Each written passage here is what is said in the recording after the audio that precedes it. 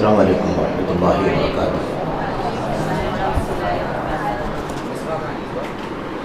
الحمد للہ رب العالمین، والصلاة والسلام علی اشرف الانبیاء والمرسلین نبینا محمد وعلی آلہ واصحابہ اجمعین وبعد۔ یقول اللہ سبحانہ وتعالی اعوذ باللہ من الشیطان الرجیم ولا تلبسوا الحق بالباطل وتكتموا الحق وانتم تعلمون۔ وقال سبحانہ وتعالی یا اہل الکتاب لم تلبسون الحق بالباطل وتكتمون الحق وانتم تعلمون۔ آپ کا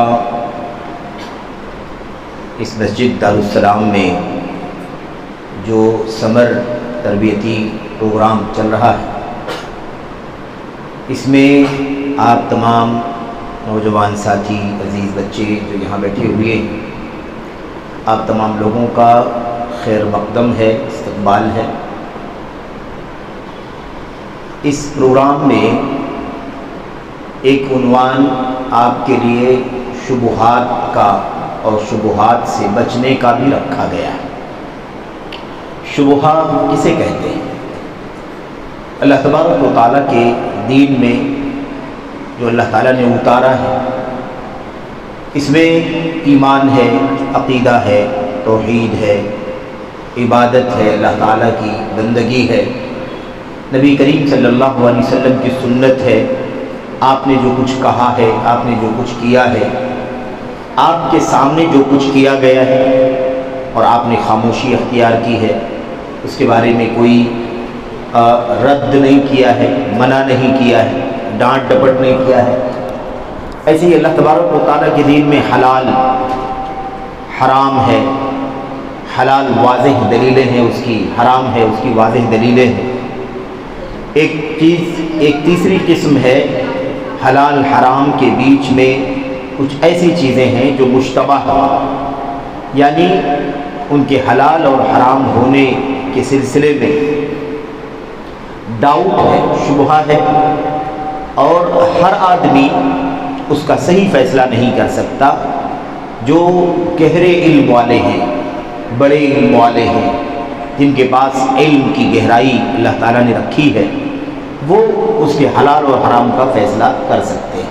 جیسا کہ اللہ کے نبی علیہ السلام نے صحیح بخاری کی حدیث میں فرمایا ہے کہ حلال واضح ہے، حرام واضح ہے، دونوں کے بیچ میں کچھ چیزیں ڈاؤٹ فل ہیں، شبہے والی ہیں، یعنی اس میں ڈاؤٹ ہے، کنفیوژن ہے۔ اللہ کے نبی نے فرمایا لا یعلمہن کثیر من الناس، اسے زیادہ تر لوگ نہیں جانتے ہیں، یعنی حلال اور حرام کے بیچ میں کچھ ڈاؤٹ والی چیزیں ہیں جسے زیادہ تر لوگ نہیں جانتے۔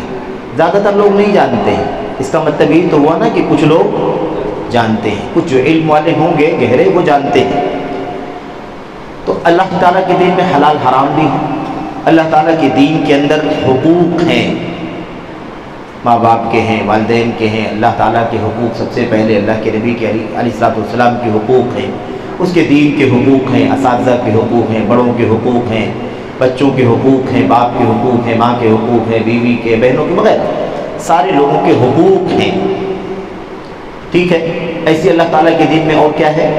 اللہ تعالیٰ کے دین میں معاملات ہیں۔ معاملات کسے کہتے ہیں؟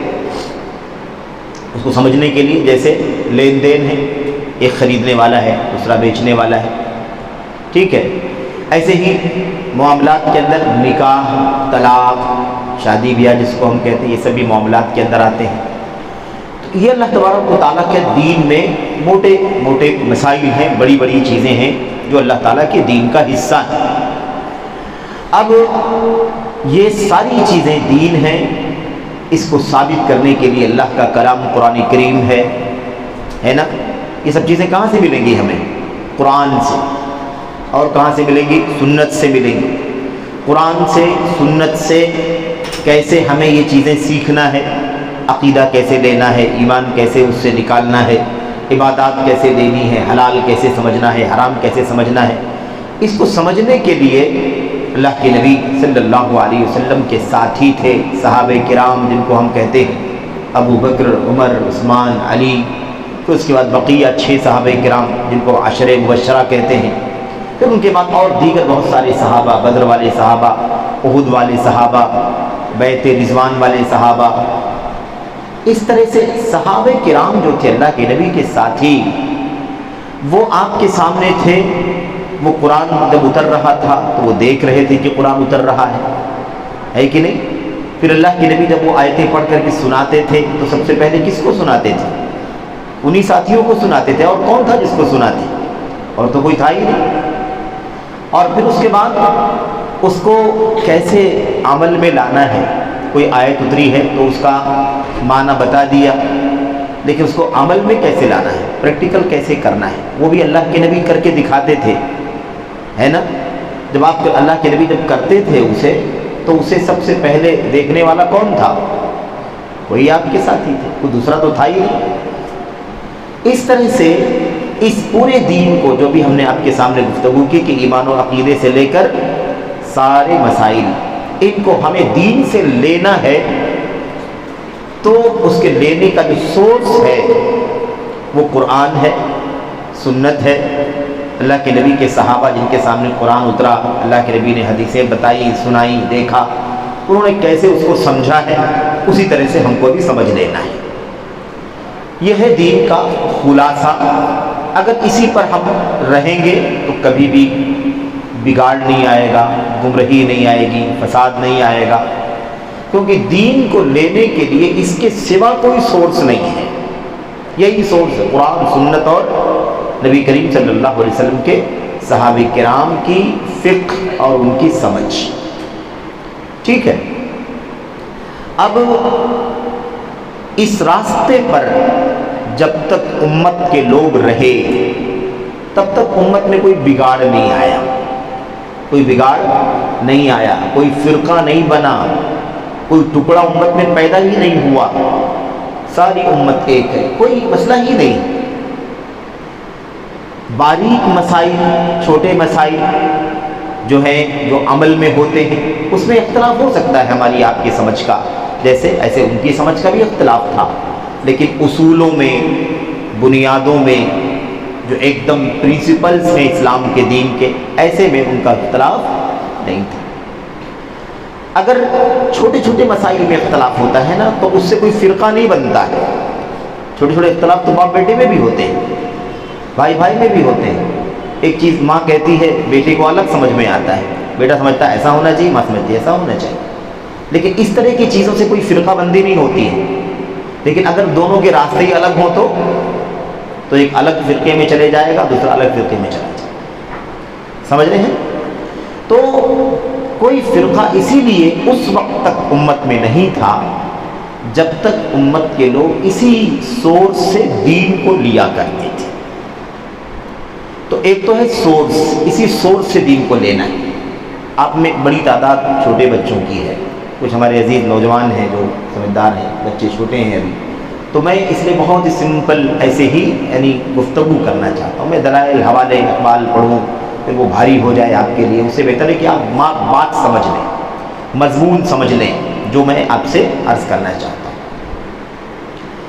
تو سورس جو ہے قرآن، سنت اور صحابہ کرام کی فہم. اسی کے ساتھ ساتھ اخلاص، للہیت، یعنی ہمارا کوئی مقصد ہو ہی نہیں سوائے اللہ کو راضی کرنے کا. ہمیں عقیدہ کیسے بنانا ہے، قرآن ہے، سنت ہے، نبی کے صحابہ نے کیسے سمجھا ہے، اس کو ہم نے لے لیا سورس کو، اور اس بعد اللہ واسطے بس کہ اس کو ہم یہاں سے سیکھیں گے، یہاں پڑھیں گے، اور جو ہمیں صحابہ سے سمجھ میں آیا ہے اس کے مطابق عمل کریں گے، اللہ تعالیٰ کو راضی اور خوش کریں گے. بس اس کے سوا کوئی مقصد نہیں ہونا چاہیے. اب اگر ہم نے سورس میں گڑبڑی کی تو بھی گمراہی پیدا ہوگی. اگر سورس میں گڑبڑی پیدا کی تو گمراہی پیدا ہوگی. سورس طے ہے نا، قرآن، سنت اور صحابہ کرام کا فہم. چوتھا کوئی سورس نہیں ہے. چوتھا سورس تابعین، طبع تابعین کا فہم ہے، تو وہ صحابہ کے فہم کے نیچے اصل صحابہ کرام ہی ہیں. دوسری چیز، اگر اخلاص کے سوا نیت میں بگاڑ آیا، اگر نیت میں بگاڑ آیا، کوئی اور انٹینشن شروع ہو گیا اللہ کو راضی کرنے کے علاوہ، تو بھی بگاڑ آئے گا کہ نہیں بگاڑ آئے گا؟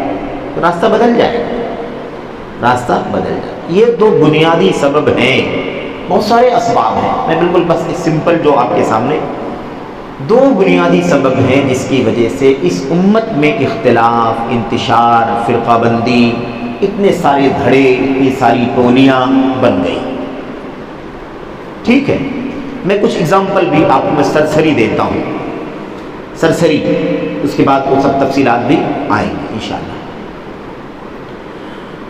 اگر قرآن، سنت اور صحابہ کے سورس سے نکلیں گے تو بھی، اور اگر نیت میں بگاڑ آئے گا تو بھی، دونوں صورتوں میں ہم اصل دین پر نہیں بچیں گے، ہٹ جائیں گے، بگڑ جائیں گے۔ اب قرآن، سنت، صحابہ سے جو کچھ دین، عقیدہ، عمل، عبادات سب مل رہا ہے، اس پر ہم عمل کر رہے ہیں، اللہ تعالیٰ کو راضی کرنے کی ہماری نیت ہے، کوئی بھی مسئلہ پیدا نہیں ہوگا۔ لیکن اگر ہمارے ذہن میں کہیں یہ بات آ جائے کہ میں اگر دنیا میں مجھے اونچا مقام کیسے ملے گا، اس دین کو میں اپنے دنیا میں اونچے مقام کے لیے کیسے استعمال کروں، بات سمجھ میں آ رہی ہے؟ اللہ کو راضی کرنے کے علاوہ کیا مقصد بن گیا؟ میرا اسٹیٹس کیسے اونچا ہوگا، میں شہرت کیسے پاؤں گا، میری مقبولیت کیسے ہوگی، میرا نام کیسے ہوگا، تو پھر ہم اللہ تعالیٰ کی اخلاص سے نکل گئے۔ ہم نے اگر سوچا کہ کیسے ہمیں اس دنیا کے اندر سرداری ملے، کیسے ہم بادشاہ بن جائیں، کیسے ہمیں حکومت مل جائے، کیسے ہمارے ہاتھ میں اقتدار اور پاور آ جائے، اور یہ سب چیزیں جو بتا رہا ہوں میں آپ سے ذکر کر رہا ہوں، اگر یہ آدمی دنیا میں رہ کر کے سوچے تو کوئی ایشو نہیں ہے، دنیا میں رہ کر کے سوچے، یعنی دنیاوی اعتبار سے سوچے تو کوئی مسئلہ نہیں ہے، لیکن کہاں رہ کے سوچ رہا ہے؟ وہ اسی دین میں رہ کے سوچ رہا ہے کہ اسی قرآن کو، اسی سنت کو، اسی صحابہ کے عمل کو میں کیسے یوز کروں تو مجھے دنیا میں حکومت اور طاقت مل جائے، تو پھر انسان اصل راستے سے نکل جائے گا۔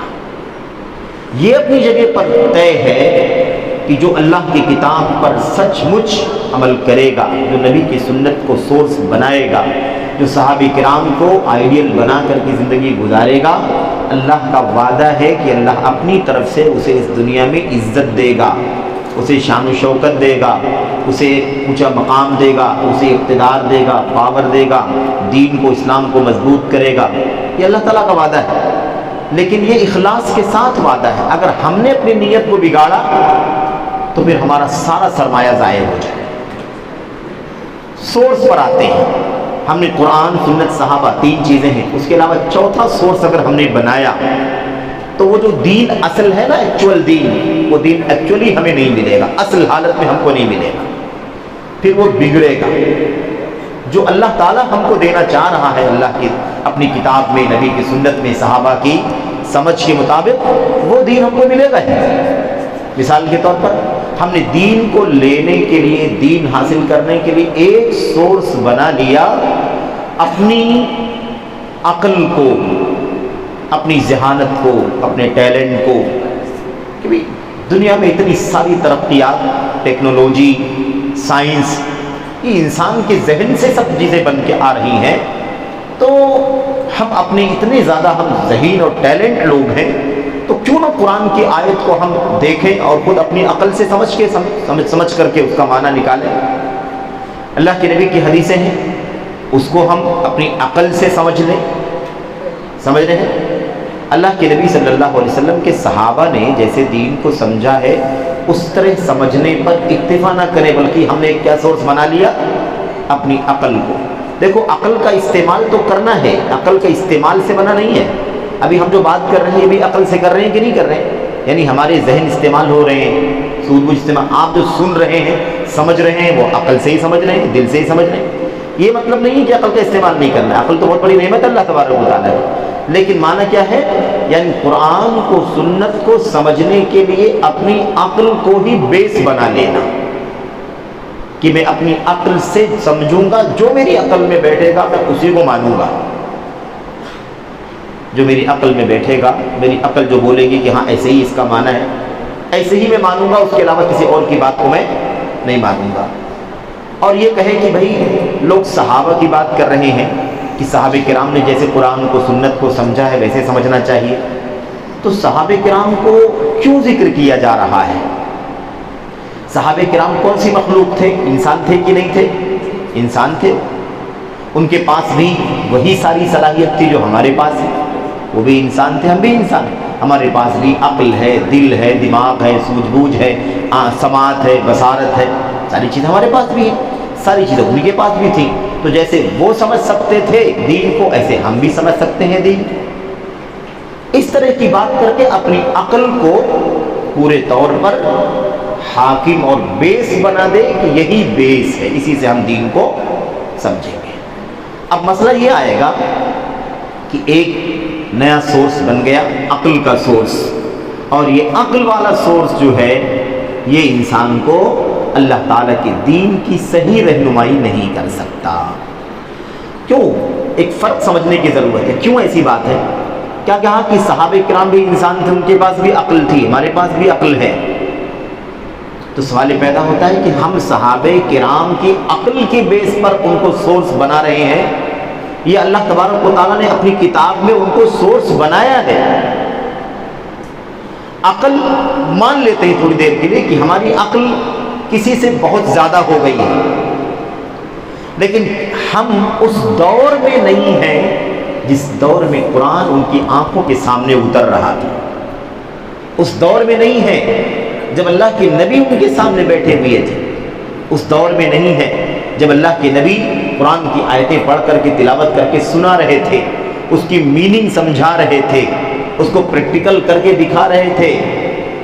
اس ماحول میں نہیں ہے عرب کے جو شرک اور بدعقیدگی کا گڑھ تھا، بت پرستی ہوتی تھی، ہر طرح کا ظلم تھا، ہر طرح کی زیادتی تھی، ہر طرح کی عقل پرستی تھی، نفس پرستی تھی۔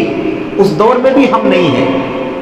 تو آپ بتائیے کہ اس وقت جو وہ صحابہ اللہ کے دین کو سمجھ کر ہم تک پہنچا چکے ہیں، کیا آج ہم اسے صرف اپنی عقل کے بیس پر سمجھ سکتے ہیں؟ یہ بہت فرق ہے بنیادی۔ میں آپ کو ایک اور مثال دیتا ہوں۔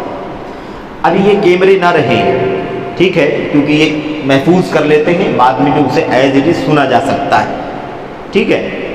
جو بات یہاں آپ سے ہو رہی ہے، آپ اس کو براہ راست سن رہے ہیں، ٹھیک ہے۔ کسی نے کوئی غلط کیا، ہم نے ان کو ڈانٹا، منع کیا، بولا، آپ اس پورے بیک گراؤنڈ کو اپنی آنکھوں سے دیکھ رہے ہیں، سمجھ رہے ہیں؟ تو آپ جو کچھ آپ نے دیکھا ہے، سنا ہے، آپ سے زیادہ آگے والا بیچ نہیں سمجھ سکتا ہے۔ آپ اس کو جا کر کے کسی کو بیان بھی کریں گے نا، تو آپ ایز اٹ از اسے نہیں آگے پہنچا پائیں گے۔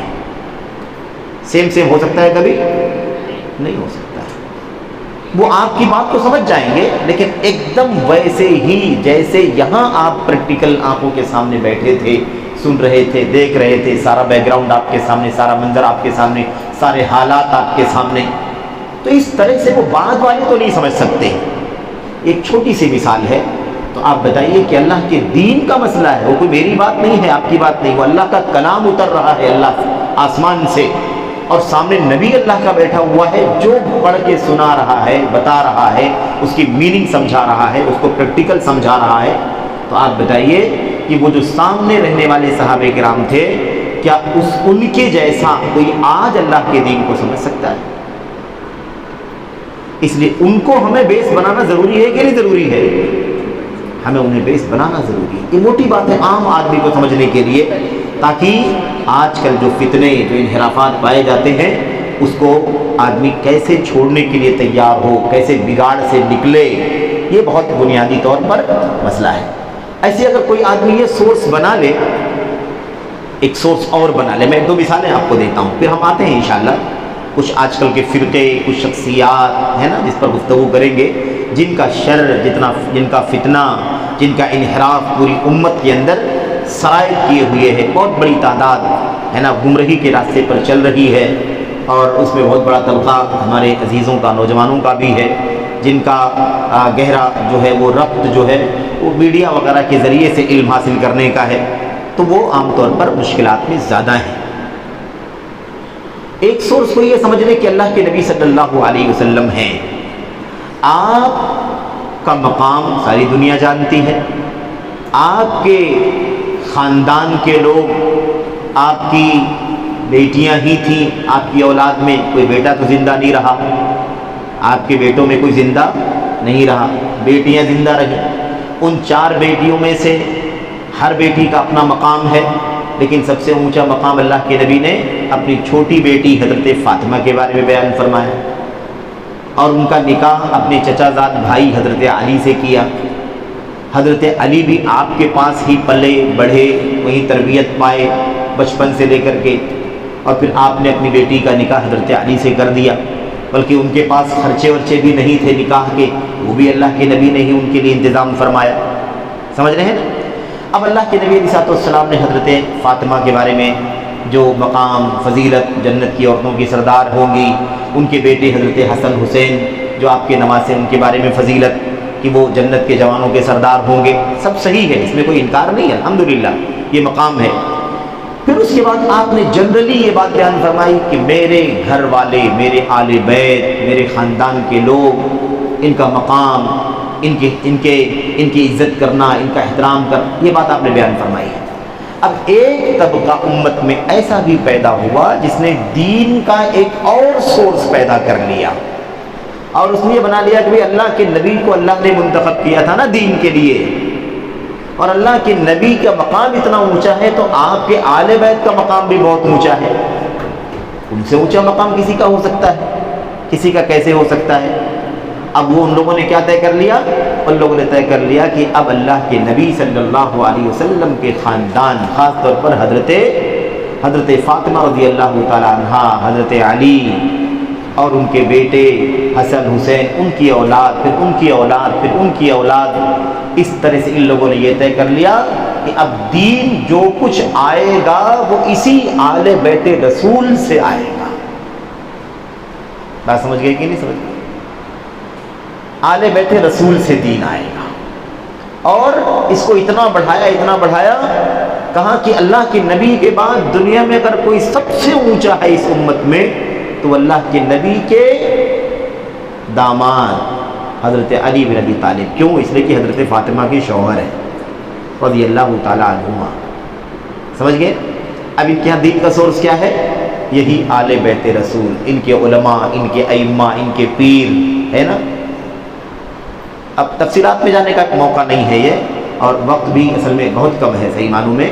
یہ تو آپ کے یہاں 15 دن کا یہ پروگرام ہے، ہمیں جب یہ موضوع بتایا آپ کے ذمہ داروں نے، امام صاحب نے، تو میں نے کہا 15 دن تو ہمیں ہی چاہیے اس پوری بات کو بیان کرنے کے لیے، جتنے پوائنٹس آپ نے لکھے ہیں۔ 15 دن پورا وقت، 15 گھنٹہ نہیں، 15 دن مکمل اگر آپ دیں گے تب بھی ہم پوری بات نہیں کہہ پائیں گے آپ کے ساتھ۔ تو یہ تو ہم صرف سمجھ لیجئے کہ آپ کو صرف اشارات ہم دے رہے ہیں، عنوان دے رہے ہیں بس، تاکہ آپ کے ذہن میں یہ باتیں آئیں کہ امت کے اندر فتنے کیسے پیدا ہوئے۔ اب ایک سورس کیا تھا؟ عقل والا سورس تھا۔ دوسرا سورس کیا بن گیا؟ آل بیت رسول کا۔ بھئی عقل کے بارے میں ہو گئی بات نا، آل بیت رسول کی بات، یعنی اللہ کے نبی کے خاندان والے۔ اب یہ جو شیعوں کا، روافض کا جو طبقہ ہے پورا، ان کا دین کہاں سے آتا ہے؟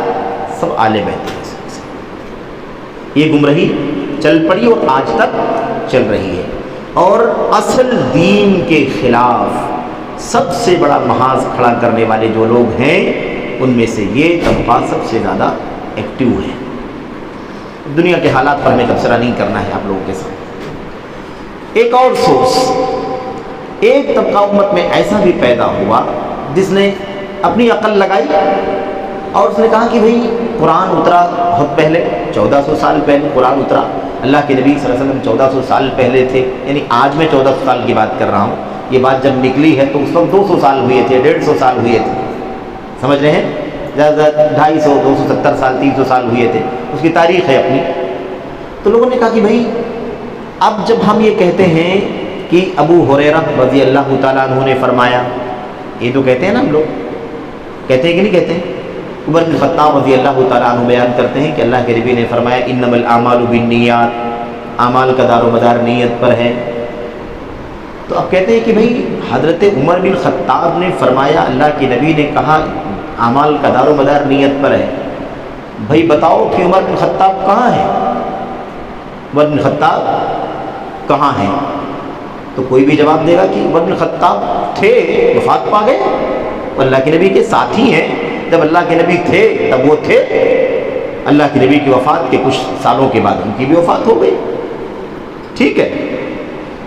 تو ہمارے اور ابو عمر بن خطاب کے بیچ میں تو بہت فاصلہ ہے، آج سے تو خیر 14 صدیاں ہیں، لیکن جب آپ 150 200 250 سال 300 سال اگر آپ لیں گے تب کی بات بھی، جو اس وقت یہ بات کر رہے تھے ان کے اور عمر بن خطاب کے بیچ میں گیپ تھا کہ نہیں گیپ تھا؟ تو ابو عمر بن خطاب کہاں ہے؟ وفات پا گئے۔ تو عمر بن خطاب نے یہ بات بیان کی اللہ کے نبی سے، تو اللہ کے نبی کی یہ بات عمر بن خطاب نے کس کو بتائی؟ آپ کو کیسے پتہ چلا؟ تو بھئی ان سے روایت کرنے والے کوئی تابعی تھے، وہ کہاں ہیں؟ وہ بھی وفات پا گئے، وہ بھی کہاں گئے؟ وفات پا گئے۔ تو اچھا انہوں نے کسی کو بیان کیا ہوگا نا، کیونکہ ہم تو بہت ابھی آئے ہیں 200 سال 300 سال کے بعد، تو ان سے بیان کرنے والے کون ہیں؟ کوئی تبع تابعی رہے ہوں گے، وہ کہاں ہیں؟ وفات پا گئے۔ اب اس طبقے نے کہا کہ بھئی یہ کیا بات ہوئی؟ دین اور مردے، وہ اپنے اوپر والے مردے، وہ اپنے والے مردے، یہ مردوں کے سلسلے سے دین ہم کیسے قبول کریں گے؟ بات سمجھ میں آ گئی کہ نہیں آ گئی؟ انہوں نے کہا کہ یہ مردوں کے سلسلے کا دین ہم کیسے لیں گے؟ یہ تو کبھی بھی پرفیکٹ ہو ہی نہیں سکتا ہے جو مردوں سے آیا ہوا۔ یہ شیطانی وسوسہ تھا، شبہہ تھا۔ مرنا تو سب کو ہے، مرنا تو ہے ہی، تو مرنے کے بعد کا سلسلہ تھوڑی ہے، زندگی کا سلسلہ ہے، وہ سلسلہ پہلے کا موت بعد میں آئی ہے۔ آج ہم بیٹھ کے بات کر رہے ہیں کہ نہیں بات کر رہے ہیں؟ یہ آپ کی تاریخ میں ہسٹری میں آ رہا ہے کہ نہیں آ رہا ہے؟ کل ہم مر جائیں گے کہ نہیں مر جائیں گے؟ کوئی ہمارے بعد آئے بولے یہ مردوں کی بات ہے، تو بات مردوں کی ہے کہ زندوں کی ہے؟ بات زندوں کی ہے، زندوں نے زندگی میں بیان کیا، بعد میں موت ہوئی ان کی۔ اس طرح سے شیطان نے وسوسہ ڈالا۔ تو کہتے ہیں کہ عجیب بات ہے، پوچھو یہ بات کس نے بیان کی؟ تو کہتے ہیں فلاں نے۔ پوچھو وہ کہاں؟ کہتے ہیں مر گئے۔ اسے پوچھو کہ انہوں نے کس سے سنی ہے بات؟ تو کہتے ہیں فلاں سے۔ پوچھو وہ کہاں ہے؟ تو کہتے ہیں مر گئے۔ پھر ان سے پوچھو کہ وہ بات کس سے سنی ہے؟ تو ان کا نام کیا ہے؟ فلاں نام ہے۔ کہاں ہے وہ؟ کہتے ہیں مر گئے۔ اگر ایسی بات کریں گے تو اللہ کے نبی صلی اللہ علیہ وسلم کی بھی موت ہو گئی کہ نہیں ہو گئی؟ تو پھر دین کہاں رہا اگر آپ مردے کے حوالے اور مردے کا لفظ استعمال کر کے دین کو غلط سورس ثابت کرتے ہیں تو پھر دین کی بنیاد ہی ختم ہو جائے۔ اس لیے ان لوگوں نے ایک نیا سورس نکالا۔ اب یہ سورس شیطانی سورس ہے، اس کی کوئی بنیاد نہیں، اس کی کوئی بیس نہیں۔ امام عبد الرزاق صنعانی تھے، ہم لوگ نام سنتے ہیں نا مصنف عبد الرزاق، بہت بڑے امام ہیں، محدث ہیں، یمن کے تھے۔ صنعا جو یمن کی راجدھانی ہے، آج بھی شاید وہی راجدھانی ہے، تو صنعا